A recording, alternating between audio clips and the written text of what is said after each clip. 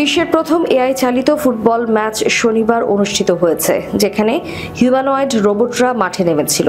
এ ধরনের এআই প্রযুক্তির ফুটবল ম্যাচটি চীনে প্রথমবার অনুষ্ঠিত হয়েছে এবং আগামী বিশ্ব হিউম্যানয়েড রোবট গেমসের প্রস্তুতির একটি অংশ হিসেবে বিবেচিত হচ্ছে, যা বেইজিংয়ে অনুষ্ঠিত হবে।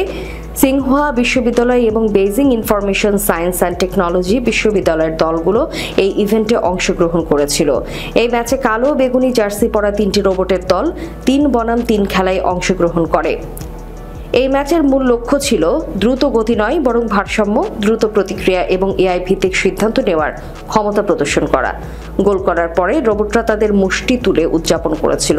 চীনা প্রযুক্তি প্রতিষ্ঠানগুলো এই ম্যাচে অংশ নিয়েছিল এবং এটি মেশিন স্বায়ত্তশাসনের বিকাশে একটি গুরুত্বপূর্ণ পদক্ষেপ হিসেবে দেখা হচ্ছে। উন্নত ভিজুয়াল সেন্সর থাকার কারণে রোবটগুলো বল শনাক্ত করতে এবং মাঠে দ্রুত চলাফেরা করতে সক্ষম হয়েছিল।